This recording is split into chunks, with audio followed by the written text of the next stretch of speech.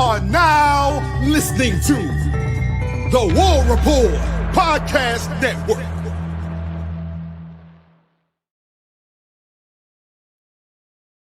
Yes, sir. What is up, everybody? Welcome into this Sunday morning live edition of the Uptempo Podcast. Y'all know the deal. I'm your host, Dawson Smith, live with my guy, Nick Frazier. FanDuel dropped a win total. Nick, they said 6.5 for the Auburn Tigers. So we are going to discuss today fair, foul, and we'll go ahead and tell you. Do we think the Tigers go over that 6.5 mark, or do they go under? Y'all know the deal. As you file in here, like the video, subscribe to the channel. If you're listening on audio, Spotify, Apple, wherever you get your audio podcast, leave a 5-star review. Follow us over there as well. Follow me on X at DMcShaw28. Go ahead and follow everything Nick's got going on at the Water Cooler Talk podcast. They're doing big things over there, man. Go check all that stuff out. Follow them on social media as well. Nick, I'm excited for this one. Spring practice right around the corner. Has an exciting morning. Appreciate all you guys being queued up, waiting. I walked outside about 15 minutes before the show. A couple of lost dogs were in the yard, so we had to catch them things, round them up, get them put somewhere safely, and luckily they had tags, call the owners, and get all that handled. But we're here now, live, exciting morning. Nick, how are you this morning, buddy? Man, I'm doing well. Can't complain. Never will complain, but I'm here. No good. It wouldn't. I'm here, and we about to talk some football, so let's talk it. Let's do it. Let's say hey to the people. Karen is here, as she always is. War Damn Eagle Uptempo gang. Appreciate you, Karen. Our guy Richard says good morning. Good morning, Richard. What's up, buddy? Hope everything is well with you. Teresa, War Damn Eagle, I need some football soon. I hope A-Day is televised here in Texas or streaming somewhere. Teresa, I don't know for sure, but I think with it going back to a regular format, and I think that without there being a portal period post-spring, I think you're going to kind of go back to that old format of everybody's games being spring games being televised. Because not just for Auburn, but I enjoyed watching the other team that Auburn was going to play their spring game and kind of giving us a little bit of a reference point there. And especially some of these teams like Arkansas, Florida, like LSU, I would like to be able to watch their spring game. So hopefully we get back to everybody's spring game being accessible on SEC Network. Susan is here with the War Damn Eagle. What's up, Susan? Appreciate you always being here with us.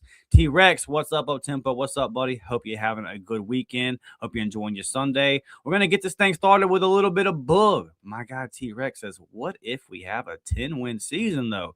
Alex Golish would be the toast of the town. He could probably run for mayor and win that thing. And people like me and Nick would have a lot more fun than we've had the last couple seasons talking about Auburn football at that time. Very true. That's what that would be like. That would be fantastic. I'm not going to put a win-loss total on this thing today, but as I said in the intro, FanDuel did set a win-loss total for Auburn, not loss total, but over under 6.5. Nick, before we just come out and straight say whether we think Auburn goes over or under this, I'll ask you this first. Were you surprised to see the 6.5? And like, we live in this Auburn bubble, right? So kind of zooming out a little bit, which can be hard for us to do sometimes. 6.5 seem fair to you if you were a neutral observer of the Auburn Tigers? Would 6.5 seem like a number that would seem about right? Short answer, yes. Short answer, yes. More nuanced answer. I would probably say I could see that number being maybe 7.5. More nuanced. But if you would just ask me that question just off the top, it was just like, you look at Auburn, what has happened at Auburn? 6.5. Is that a fair number? Yes. If that was just a one answer question, yes. But if you ask me to go in detail about, well, you're bringing in a quarterback that's been in the system for 3-4 years, you're bringing in a majority of the wide receivers that was in this system as well last year. You're bringing back majority of your front seven on the defense. You got some guys back in the secondary that have played in this defense as well. Your question is the offensive line. Your running back room has 4 number 1 running backs in it. And then you show me the schedule. I would probably put the number at probably 7.5 is where I would probably have it at. 7.5. Okay. Yeah, it seems about right. I think that for a lot of these, I mean, there's just so many new players. There's obviously a whole new staff coming in. And I think a lot of people are probably in like, show me Auburn. I don't blame anybody anymore for not believing in Auburn, especially anybody that's outside of Auburn. Like I love Auburn. Good point. I'll always, in my heart of hearts, when the game, even if it's funny, like for example, all the way up to the Iron Bowl, me and my dad are driving up, and we're just talking about like how bad this is going to be. Like, oh my god, like, we're going to sing, we're not going to, And then the band goes out there and they start doing "Glory, Glory to All Auburn," and everyone's cheering, and I'm like, hey, maybe we could do this. That damn hope sets in, that damn belief sets in, because I love it. 7.5, yeah, I like that. If the Byron Brown thing, I'm not sure, Nick, if people understand yet how good he is. Yeah. Yes. I think that's kind of been something that I've taken away, and this is kind of another example of that. You make a great point about question of offensive line. I think Auburn's national perception at this point is just kind of down in the dumps, and that plays a big part of it. I don't think 6.5 is too far off. I'm kind of with you, because they're always going to go with a 0.5 to make you make a decision. Yeah, make a decision. So, yeah, I would probably set it at 7.5 as well. But you got tough October. And I get that. Like, I get looking at that October and going, boy, Auburn could lose every game here. I could definitely understand having that perception. And then just a lot of questions. I want to pull up real quick. I know I got a bookmarked. Do you know any of these other teams off the top of your head? Like, they have do you remember what Ole Miss's was? 7.5. Okay, here. I got it right here. So let's look at teams that Auburn plays with a coaching change. Yep. So LSU, 8.5. Yep. That felt a little low to me, buddy. Felt a little high to me. I'm talking about in terms of what I thought they would set it at. Oh, what you thought it was set it at? Okay, Yeah. okay. Yeah, I get what you're saying. Because the narrative around LSU is they're coming for everybody's head, right? Yeah, that's what it is. That's what and it then is. Lane Kiffin. So I kind of thought they might have that at 9.5 for LSU. Yeah, I get it. You have the factor of Lane Kiffin. You brought in Sam Levitt, which I am on record saying I don't know if Sam Levitt is going to play, ladies and gentlemen. The man has a broken foot. That's all I'm saying. And it's not completely healed all the way, according to reports. So we don't even know if he's going to be able to start. Yeah, you caught lightning in the bottle with Trinidad Chambliss last year as the backup, even though Austin Simmons was the one that actually got the start. But you don't know if Hudson Longstreet, the transfer from USC, is going to be the same as what Trinidad Chambliss was. You don't know that.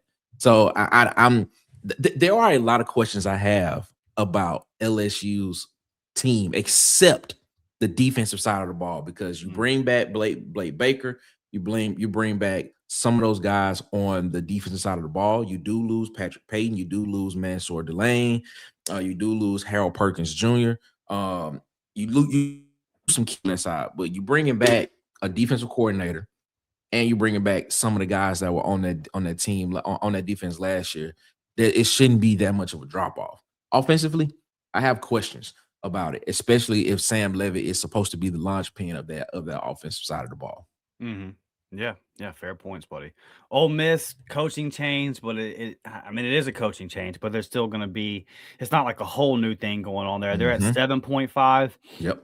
Good point of reference here for Auburn is Florida. Florida also at 6.5. Like we talked about last week, two programs that are kind of in the same situation, kind of in the same boat here. So that makes sense to me. And then any other teams here that Auburn has, Tennessee 6.5. There's 6.5, but no coaching change. No coaching change. Arkansas 4.5. Yep. 4.5. Yeah, that seems about right. I would take the under with that one. I would take the under with that one. And then in Kentucky, Auburn doesn't play Kentucky 5.5 with a new coach coming in there as well. So just kind of a point of reference of where they're at. Texas and Georgia at top with 9.5, and then Alabama, A&M, and LSU all there with 8.5. So, yeah, man, very, very interesting stuff. I think it's a fair number. I think that the national perception of Auburn right now kind of is what it is, and Auburn's earned it.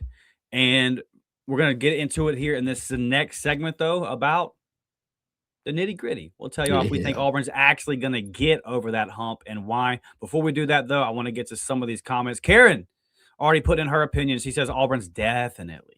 Miss Parker.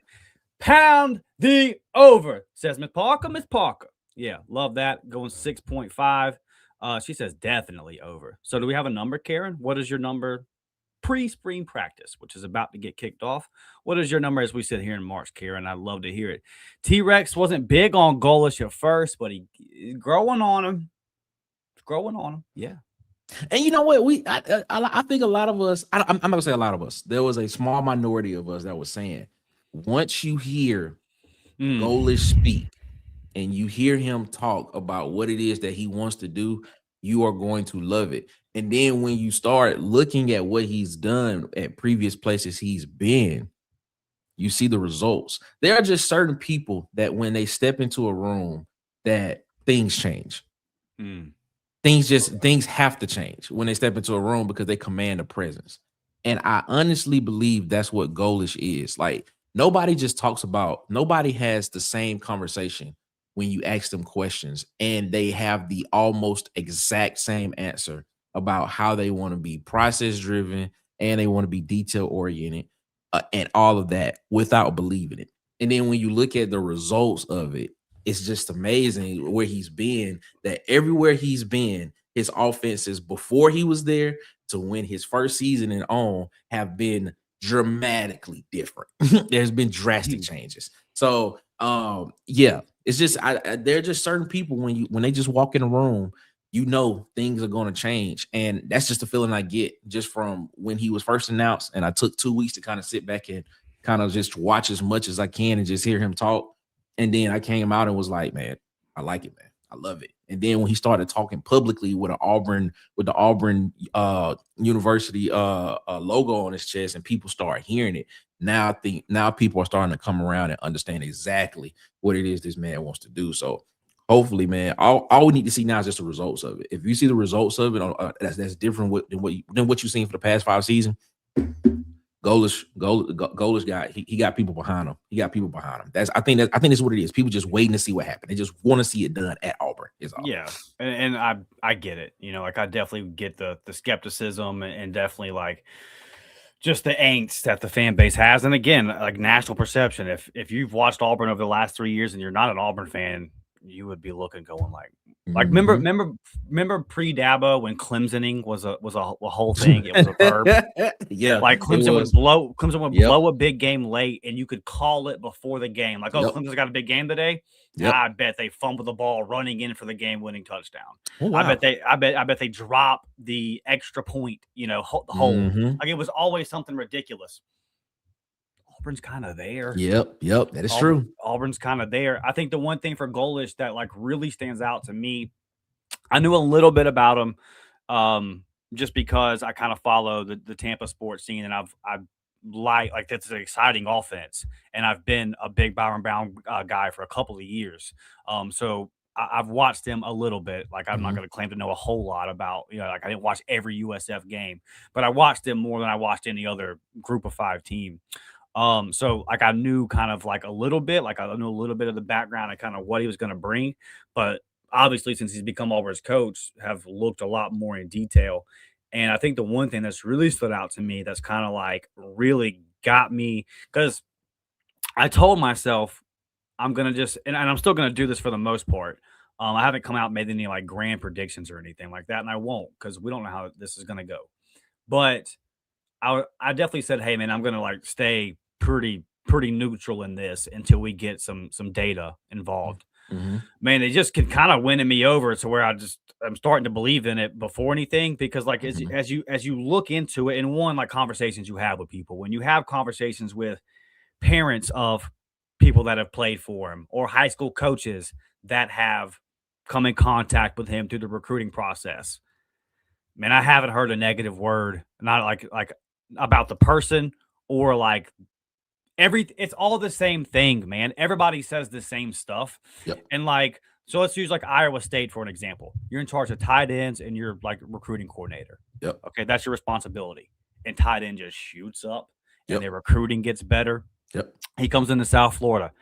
I think I might be wrong on the number, but I'm not. If I'm wrong, it's lower.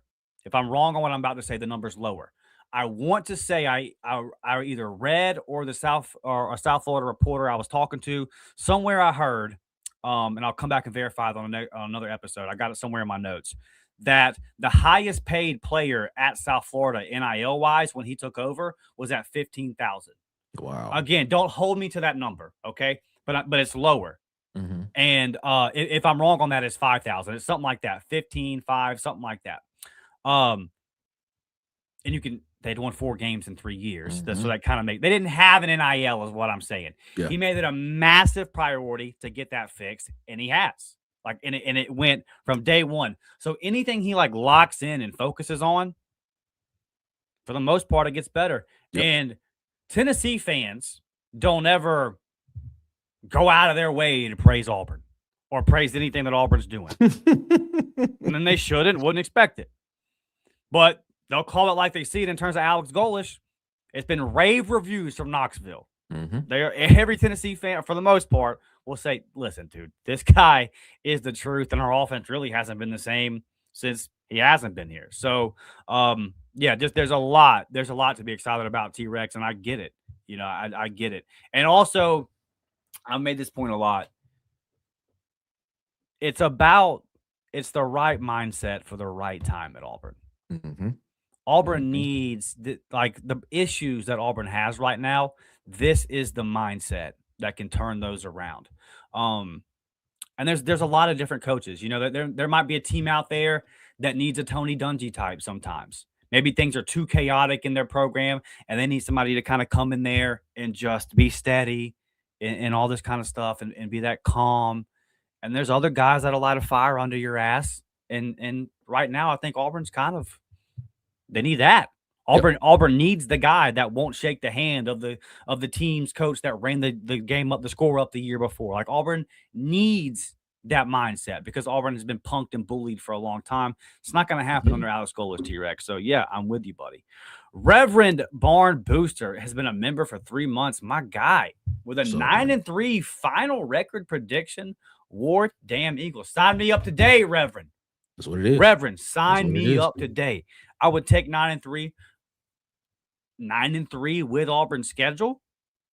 What are those wins? What are those losses? What do those losses look like? You could be having a playoff conversation. You're definitely having a Pop-Tart Bowl kind of conversation. And if Auburn doesn't make the playoff, please sign me up for the Pop-Tart Bowl. I'll take it all day, every day. I don't know what the hell Notre Dame was on last year. Put me in that thing, okay? That's been a lot more fun than just sitting on the couch or freezing your ass off in the nosebleeds in Nashville for whatever that Music City Bowl performance was a couple years ago. But yeah, 9-3 would be awesome. And again, what does that look like? Because if those losses were close and on the road at Georgia, Tennessee, and they were close ball games, then you have some big wins in there. Auburn could be having a very fun conversation. So love that. Reverend also says we had a decent O-line in 2017. Allowed 11 sacks against Clemson and one. I was having a good morning, brother. Why are you reminding me of that game? Oh, that sucked, dude. That was tough. That was a tough one. But yeah, you're right, buddy. You're right. It looked bleak, and it's one of those things too where we're going to talk so much about the importance of Baylor or Florida in these early season games, and we're not going to be wrong when we talk about how important they are. And go back and look at Alabama won a playoff game this year, and I wouldn't have expected that after the conclusion of week 1. Mm-hmm. And Florida State didn't even make a bowl. Mm. So yeah, them early season matchups sometimes, man, don't tell you. And also whenever it's funny, luckily I didn't get pressed too hard on this because I do Auburn content, but I voted LSU really high at SEC Media Days. And then after they beat Clemson, I was like, yeah, see, I told y'all LSU's going to be the truth this year. And then we know how the rest of the year went. The early season for Clemson and LSU. That game told us absolutely nothing. Very much kind of that Auburn Cal game a couple years ago where it's like, actually, both teams suck here. Jay Money says, good morning, ladies and gentlemen. What's up, my guy? Been rocking with us here for some time now, man. Appreciate you always being in the live chat, supporting the show.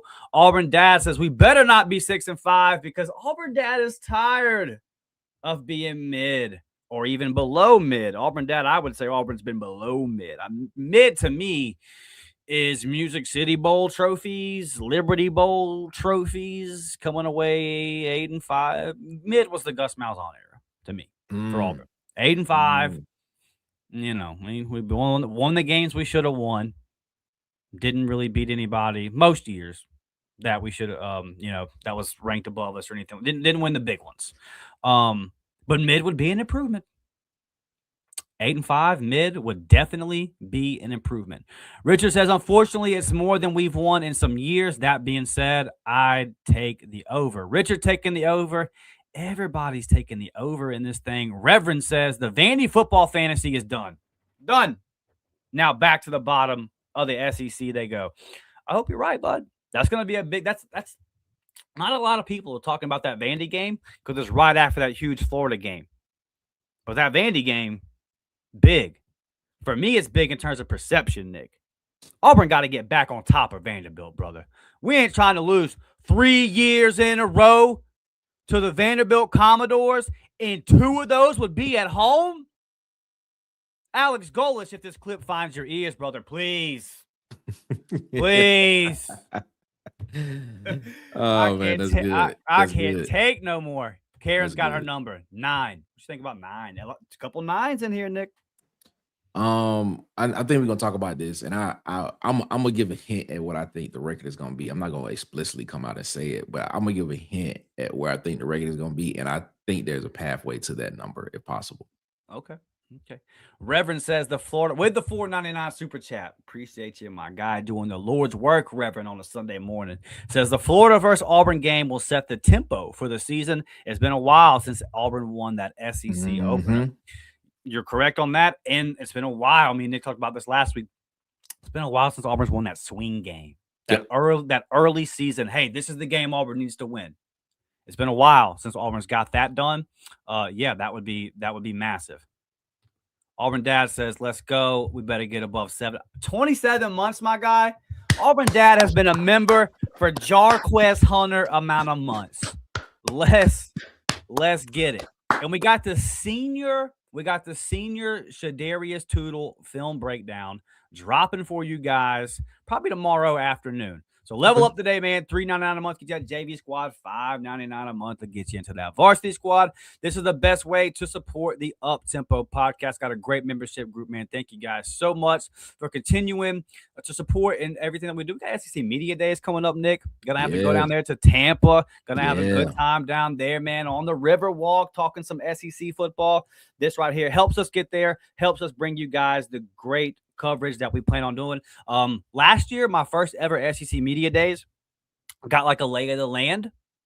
This year, we're coming on with a full freaking blueprint attack plan. But we got like a battle plan to kick ass at SEC Media Days. And Nick going to be there with us doing that. We're going to be kicking ass together, Nick. Fired up for that, man. So get us there, man. Help support the show. $3.99 a month with $5.99 a month for that varsity squad. Get you a lot of exclusive up-tempo content. Basketball season in full swing. We've been discussing a lot of that.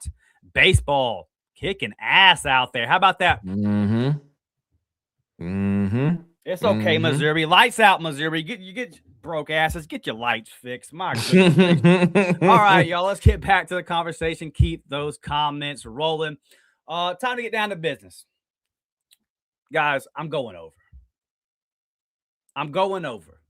Okay. I don't know how much over I'm going to go.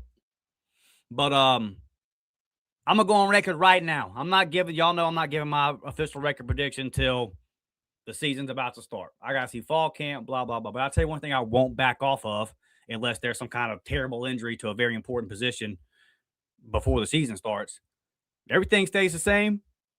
I'm over. I got Auburn going to at least a bowl. I got Auburn having a winning season. When you pay a quarterback the amount of money that Auburn's paying this quarterback, you better win some football games. And when you have a quarterback as talented as this quarterback is, you better win some football games. Now, there's so much talk about Byron Brown. There's so much discussion about the offense because and Goldish because that's the new, and he's the head coach, and the quarterback super important, and all like I'm not. All of those conversations need to be had. What happens though is we forget, or at least it gets put on the back burner, that DJ Durkin's coming into his third year, and the first 2 years, it's been solid. Yep. Like there's definitely things that need to be worked on, third down, especially third and long and all that stuff. But at the end of the day, the defense's job is points. Like stop the other team from putting points on the board. Yep. And more times than not, many more times than not, DJ Durkin's done that. The offense hasn't been able to lead up to its end of the bargain. So we're coming into year 3 of DJ Durkin. Well, based off the first 2 years, I can say the defense is at least going to be good. Like at least, like we know there's a floor. So what's the ceiling for the defense? As me and you've discussed, Nick, a lot of that's going to come down to edge rusher. Is Auburn able to generate pass rush? I believe if they do that, then this Auburn defense is going to be very, very good. Yep. But just based off of that alone, like, so Auburn's gone 5-7 in the last 2 years with DJ Durkin's defense. The problem has been Hugh Freeze's offense. So if the offense goes from very bad to average and the defense stays the same, isn't that 7 wins right there? Is that a crazy thought process? No, it's not. Not a crazy thought process. I mean, yeah, I think John Cohen said it himself. He said if we just had average offensive play, we probably looking at an 8-win season. Like that shit is what he said. Somewhere in that range. So no, that thought process is not far fetched or not far off. I mean, you're looking at the defense that allowed 24 points or less in every game up until Vanderbilt. And what changed in Vanderbilt? Well, you had a head coach that was relieved.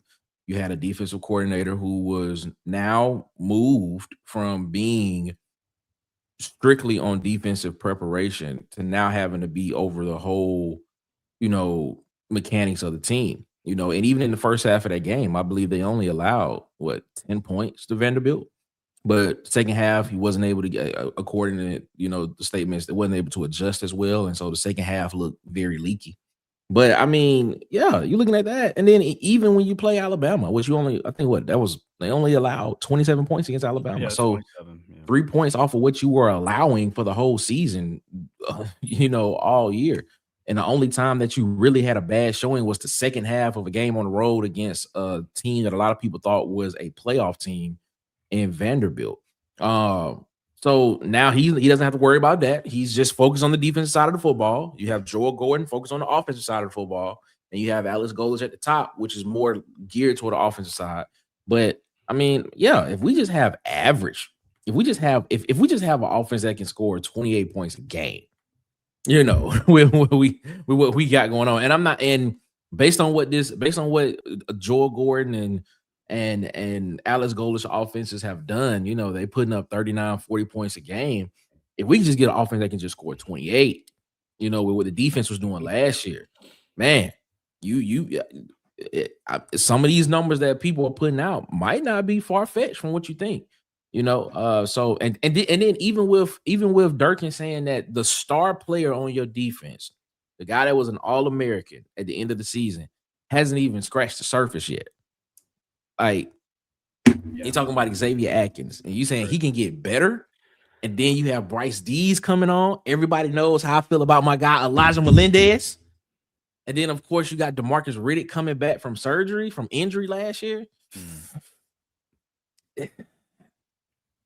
When you think about it, when you have these nuanced conversations, it's a possibility that the numbers that are being put out by a lot of people, by some people that are closest to the program, there could be a way. There's a possibility that those numbers could become, into fruition.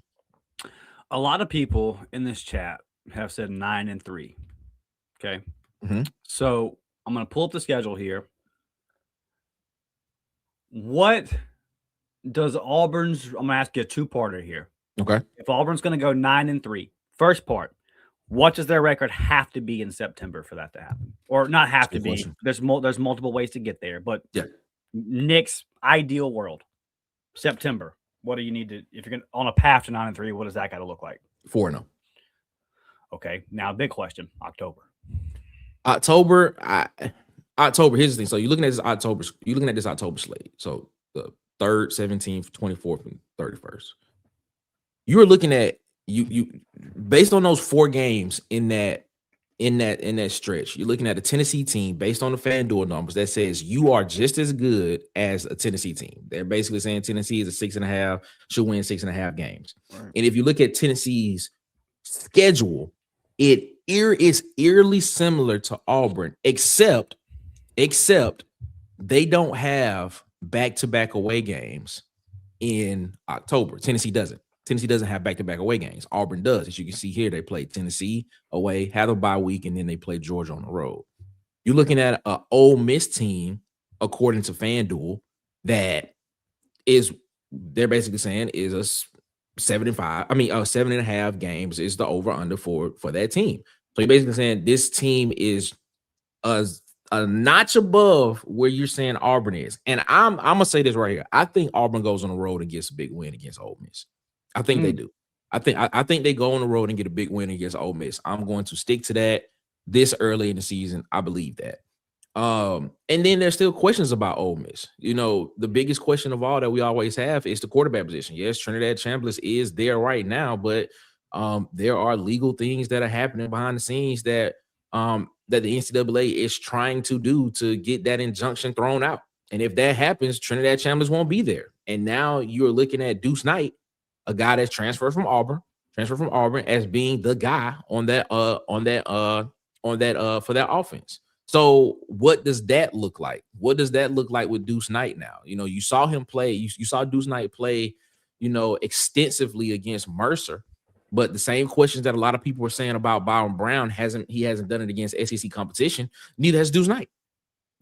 You know, he's done it in an SEC uniform, but not against the same competition that people are saying that was that was SEC caliber competition. There were some players on that defensive side of Mercer that had some SEC caliber, you know, measurables. One of them transferred from Mercer and is playing at Alabama right now. 6'4", 6'5", DB that's at Alabama now that transferred from Mercer. That's there. Carmelo O'Neal, I believe. I want to say is his name. You looking at that, but then you look at LSU. LSU, you know, like when you have these nuanced conversations about LSU, yes, LSU did a lot in the portal. You went out and you brought in Eugene Wilson III, transfer from Florida at the wide receiver position. You brought in Jace Brown, probably the fastest man in college football, transfer from Kansas State. And then, of course, you brought in Watkins, transfer from Ole Miss, who was in the system with Lane Kiffin last year. You got Harlem Berry in that backfield. I don't know, you know, some people think he could potentially be the best running back in the conference, but I mean, you still have Ahmad Hardy, you still have Jaden Ball, you still have Q1 Lacey, you got Jeremiah Cobb coming back. And then not to mention the guys that are in this room, guys that have transferred into the conference that were great running backs other places as well. I think that's a tall task, you know, for him to come in and say that he potentially could be one of the best running backs in the country. And then you look at the quarterback position, man. Like I stated before, Sam Levitt, man. Sam Levitt has a broken foot that has not healed all the way properly yet. Like the reports are still there. They don't know if he's gonna start the season, and it could be smoke and mirrors. They could be playing a game, you know, just to tell us what it is and things and stuff of that nature. So I don't know. But the only team in that September slate that I'm looking at and saying I won't believe it until I see Auburn do it is at Georgia, because it just haven't done it. You know, you just haven't done it. You look at what Georgia has coming back. Gunnar Stockton at quarterback. I'm not saying he's the best quarterback in the country, but he's in probably one of the best systems in college football. You have Nate Frazier and Chauncey Bowens back. You have Juan Gaskin. You have Ernest Monroe on the offensive line. You have Drew Bobo back on the offensive line. Guys that have had starts, and they're very high on Juan Gaskin. You're looking at the defense on the defense side of Georgia that is going to be breaking in some new linebackers. You know, Raylan Wilson is going to be there, even though he played some. But, you know, a lot of those guys on the defensive line were young last year. Now they're in the system again and things and stuff of that nature. I mean, secondary-wise, you're looking at Georgia secondary. I mean, KJ Bolden is back there, but, you know, maybe that's the question of the defense and things of that nature. But those guys that were in that secondary last year are back this year. And they didn't and the funny thing about it is Georgia didn't really do much in the portal to bring in a lot of people. So that means they believe in what they have on the roster. I think this is the prediction that I'm going to make. I think that, and this kind of bleeds into the last game of the season. In order for Auburn to win in October, I think they have to win at least 2 of these road games. They have to win at least 2 of these road games.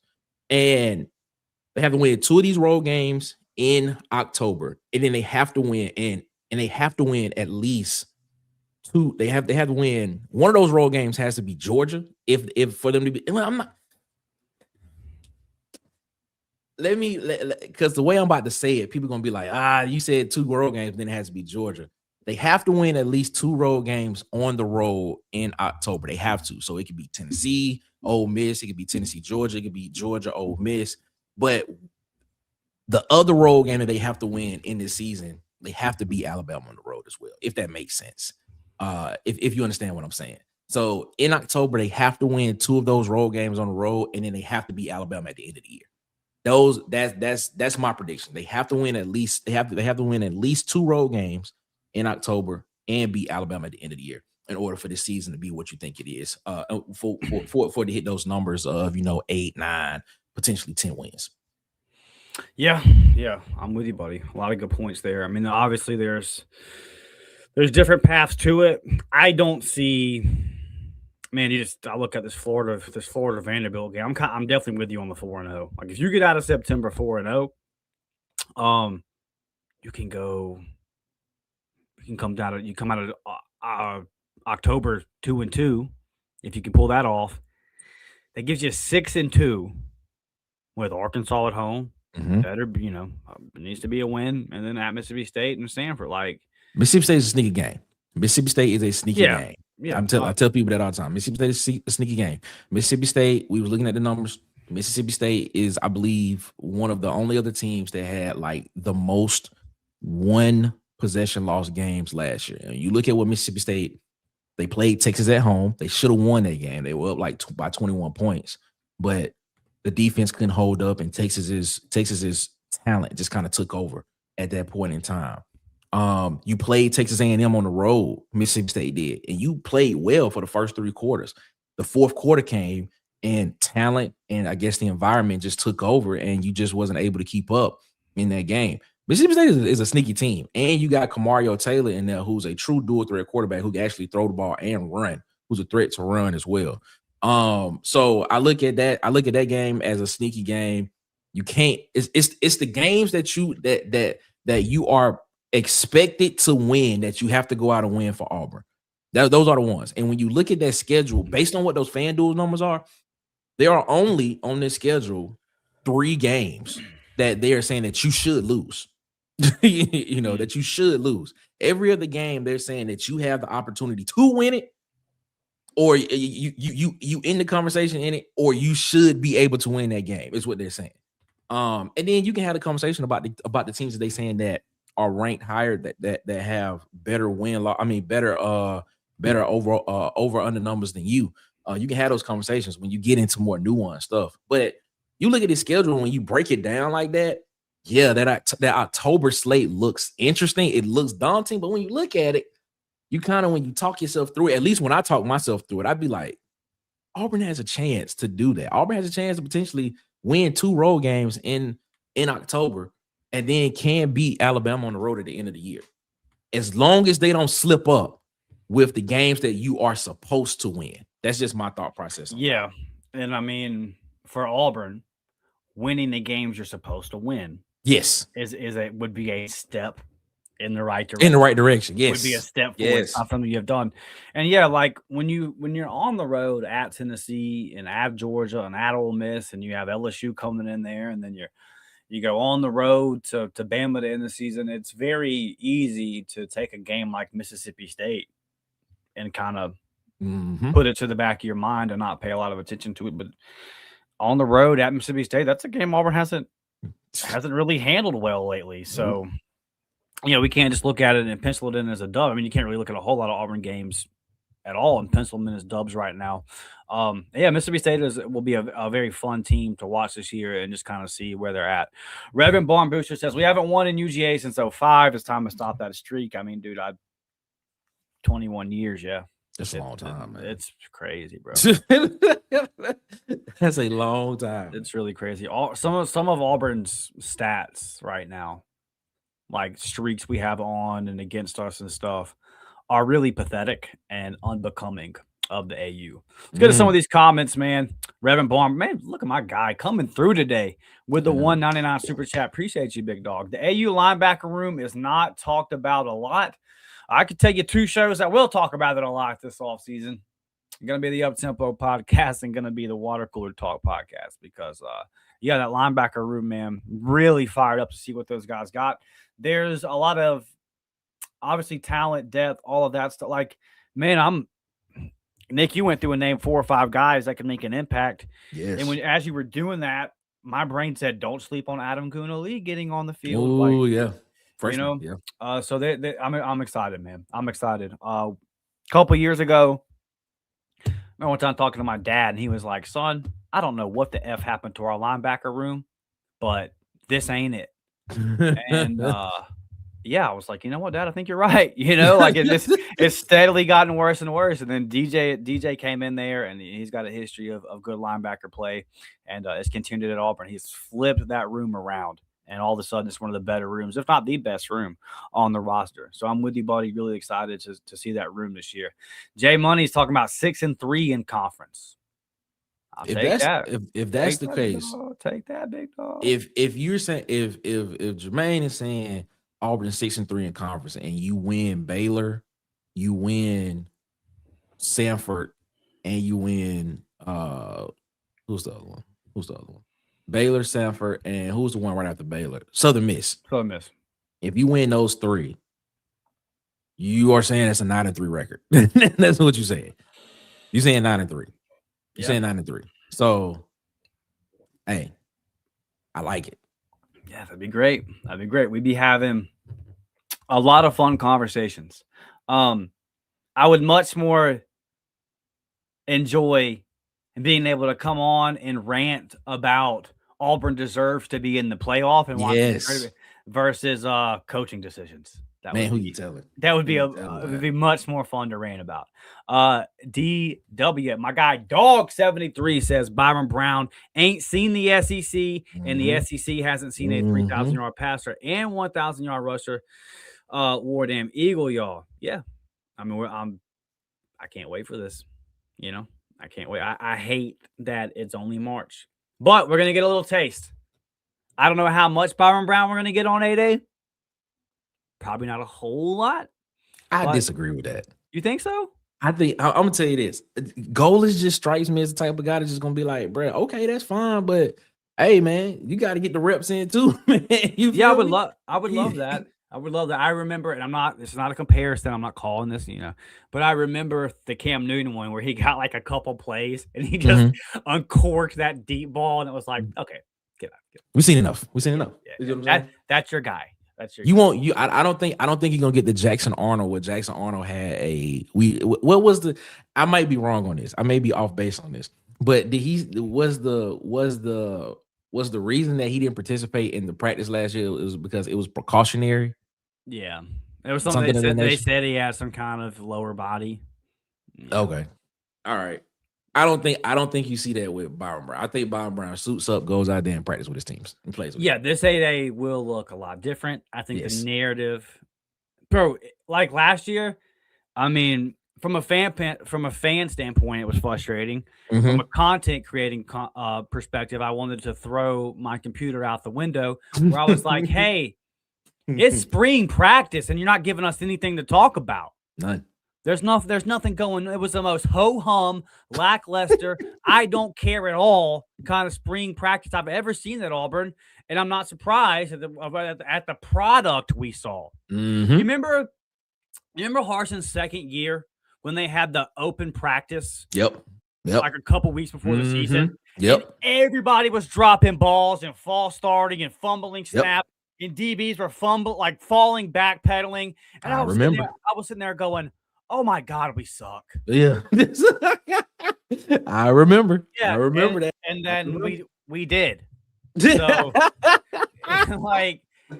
you're not gonna leave 8A going, oh man, this is the 10-2 team. But vibes, competition, like you Mm-hmm. can feel that kind of stuff. There will be a change of pace there, for sure.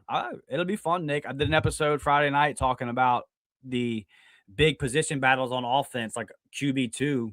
It's gonna, I would assume, Lachlan Hewitt and Tristan Tia. I think me and you both think Tia is gonna come out on top there. I think so But too. that'll be a fun one to watch during 8A. Who runs out with the twos? You know, who's that second?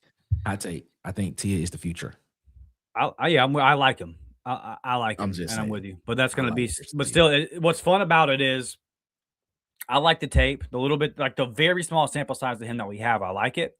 But what makes that QB2 competition intriguing is Lachlan Hewlett was already with Golis previous. So like that is going to be a very very intriguing to watch. William says, Dustin, I went to the Vols game. It's tough to win at Neyland. That crowd is something. So yeah, I've been there, brother. It's it's wild. And they're the real deal out there. And I'll give Tennessee fans crap from an Auburn fan perspective, but like, man, they went through a decade of darkness and they stayed locked in. They stayed locked in. They still love their team. They were still supporting their team. They still had 100,000 people there for the most part. So, yeah, I mean, and there's only so many teams in the country that can do that, and they're one of them. So, yeah, very, very difficult place to play. Whether they're good or not, it's going to be hard for Auburn to win there. Funny thing about Tennessee, man, even though they have questions about, at the quarterback position, Joey Aguilar's not going to be there, things stuff like that. They probably have one of the better, if not best, returning offensive lines in the conference. It's led by Wendell Moe Jr. And I don't know if people remember Wendell Moe Jr., but Wendell Moe actually visited Auburn when he was in the transfer portal from Arizona. And a lot of people thought he was coming to Auburn. Probably the best, probably one of the top 3 guards in the SEC, probably even the conference. I mean, in the country. So, a lot of those guys that were in the room last year are coming back. And I think they got one transfer that they're bringing in at tackle or something of that nature. But Tennessee is bringing back some depth and some experience on the offensive line. They brought back Aaron Carter, who was their leading tackler last year on the defensive side of the ball. So even though he had originally declared for the draft, but now he's back. He left the draft process and came back to college football. So it's going to be interesting to see, man, what Tennessee is. I agree. There's going to be a tough game at Neyland Stadium. It's going to be a tough game. Yeah, for sure. Justin says, why we didn't respect Bo Nix 9-3, though. Go back on November 2nd, 2019. Fans walked out on that top 10 team while they were winning. I think since then we have been cursed. Was that the Ole Miss game in 2019 that you're talking about? If it is, let me know in the comments, Justin. I remember this whole deal. That was the LSU. That was the LSU year, right? That was the LSU game when they beat LSU on the road. No, 2019. Oh, that was 2020. My bad. That was 2021. 21. You're right. My bad. That was 2021. Bo Nix. 2019 freshman year. It's freshman year. Yeah. That was the Oregon game. Yeah. Freshman year. So if this is the game that you're referencing, let me just type in Auburn November because I remember everything you're talking about here. If this is the game, Auburn, Ole Miss 2019. Let's see. November 2nd. Okay. I was at this game. I remember everything that happened, what you're talking about here, Justin. So if you're unfamiliar or don't remember what Justin's referencing here, Auburn was beating Ole Miss pretty much the whole game, but it was one of those games where like you felt like Auburn was in control, but the scoreboard, Auburn stalled out on like the 35. It was one of those situations where Auburn was getting like 2 first downs, 3 first downs every single drive, and then coming up short and having to kick field goals. That's okay. Yeah. Yes. It was pretty warm during the day. It was like 75, 80, low 80s, if I remember correctly. But the forecast said it's going to get cold when the sun goes down. And a lot of the Auburn student section dressed as if it was going to remain in the low 80s. And all the pretty ladies in their cowboy boots and polka dotted dresses. Well, when it got down to like mid 40s and the wind started whipping through that stadium, well, they left, Nick, because they were freezing. And after the game, I remember Anthony Swartz was one of these guys, and there was a couple of other players. that went on social media and said, hey, we were in a close ball game in the fourth quarter versus an SEC opponent, and our stadium was half empty. Yeah. A lot of that was because of the weather. A lot of that was because the LSU loss, I believe was the week before, which was probably the most brutal loss or one of the top 3 most brutal losses in the Gus Malzahn era. I remember this very vividly now because, like, Tiger Walk, there was just such a hangover from the LSU loss. LSU loss. Yeah. And then the offense kept stalling out. And it was just this frustration was kind of setting in. And, never an excuse to leave a close game in the fourth quarter. But as you said this, Justin, I kind of remember everything that you're talking about now. As the players called out the fans after the game, not something that's happened. It really was a student section that they called out and all of that. Was a little bit of a back and forth there. I hear you. Has Auburn been cursed since then? I feel like this. Ever since Missouri fumbled that ball out the end zone in overtime, that was the last gift Auburn was given in Jordan-Hare Stadium. But at the end of the day, man, it's because Auburn has a losing culture now.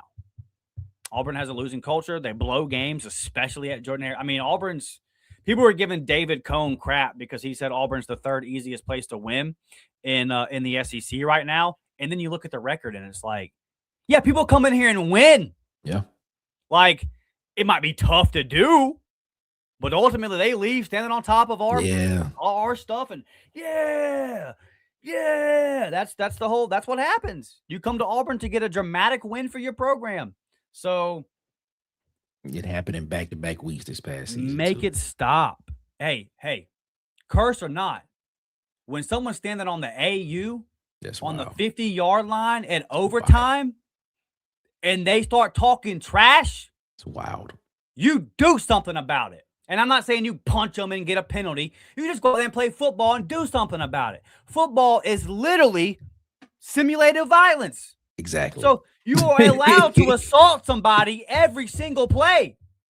So you don't just wait till the next play and then go out there and hit that loudmouth son bitch in the mouth. But no, Auburn folds. That's what I'm talking about. Enough of it, brother. Enough. Defend Jordan-Hare Stadium, please. Do something. Do something. It's great. Missouri standing on our 50, talking down. Night game.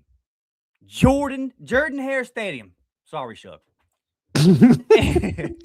And we let the Missouri Tigers tell us on the coin toss of overtime what they're going to do to us, and they do it? Man, that's the episode of the Twilight Zone, brother. That game should not have even been an overtime game, if you're speaking of it. Auburn had a 17-10 lead going into the fourth quarter. That's all I'm saying.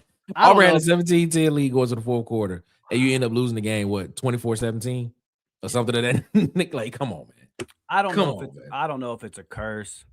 I think if it is a curse, it's self-imposed. Man. It's a self. Ain't nobody do that to you but Auburn. So time to flip that thing on its head. I got a little fired up there, guys. I'm sorry. I'm tired of going into that stadium. I'm tired of going into that stadium, man, and walking out with a lot less money in my pocket than I had before it started. And it not going like what it was. No win. Yeah, we're not like. Look, I don't mind spending hundreds, thousands of dollars on Auburn if I can leave. Hundreds of thousands? What? No. Hundreds or. Oh, I thought you said hundreds of thousands. I was no, like, we ain't balling. No. I would never. No, up-tempo ain't balling like that. But I'll tell you what, Nick, I spent well over $1,000 for that Penn State game. Oh yeah, that's very true. Very true. Well over $1,000, and guess what? I just left befuddled. Jabari says losses LSU, Ole Miss, and GA. Man. So this would have you ending the season with a win in the Iron Bowl at Bama. Yeah, sign me up, buddy, because the vibes would be high.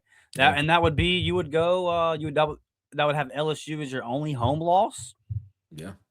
And then I lost to Ole Miss and Georgia on the road. I'd take this, Nick. Yeah, I would too. I don't. Yeah, for record wise, yeah, I take that. That's 9-3 still, and you still at that particular point in time in the conversation for the college football playoff. But I just don't like the LSU loss. To be honest with you, I would rather be LSU at home.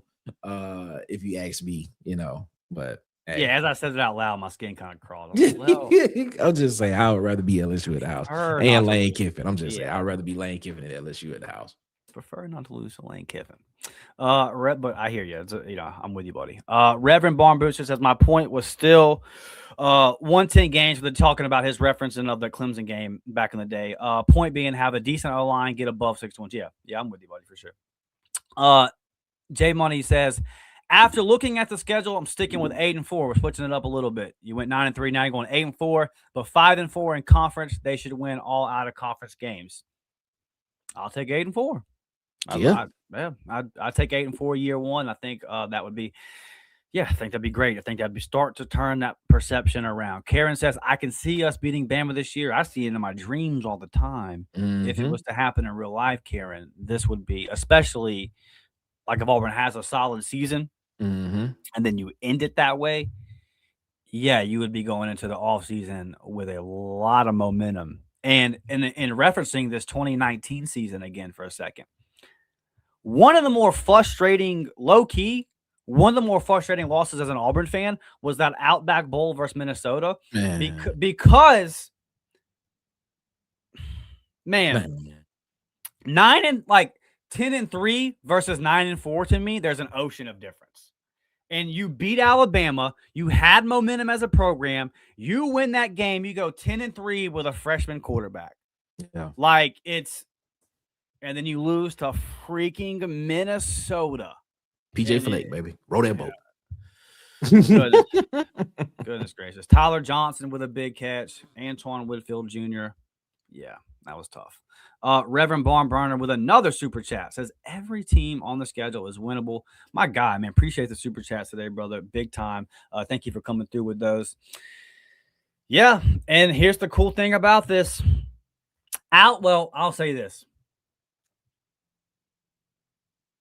Anytime that Auburn has had Georgia and Bama at home, I have felt like Auburn can win all 12 games on the schedule. I have not felt like winning in Athens or winning in Tuscaloosa are winnable.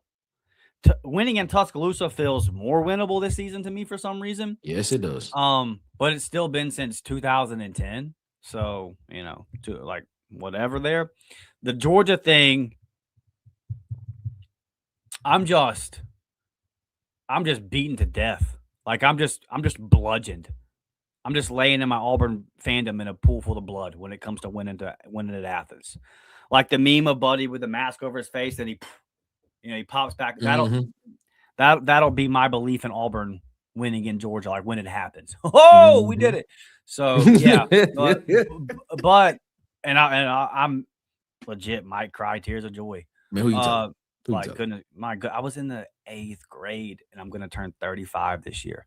Auburn, what are we doing? What are we doing? Can we please leave with some bushes in our pocket? Something. Good. But yeah, man, every game is winnable, and I'll tell you why, Reverend Barn Burner, because Barn Booster, because Byron Brown.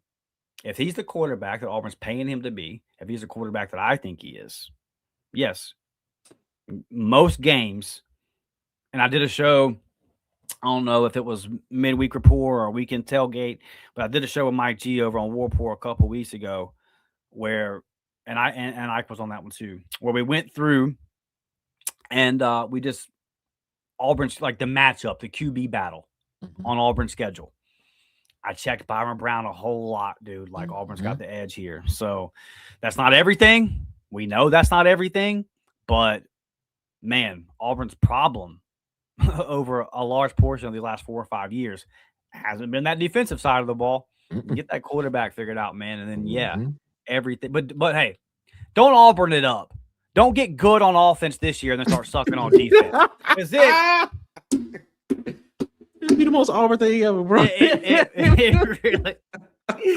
It really was.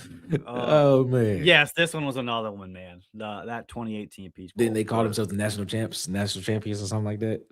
That was a tough one, man. That was a tough one. They went to Disney World after that win. I mean, they said they was the national champions. They play in Disney World and whatever. UCF, good for you guys. That was just goodness, man. Like again, that would have been 11-3. Mm-hmm. The thing that always bothered me about that one was that UCF told us they were going to do it. Mm-hmm. And like that was just what got me so frustrated. I was like, wow. They talked for a month about this. Yep, they did. And then they came out and did exactly what they said they were going to do.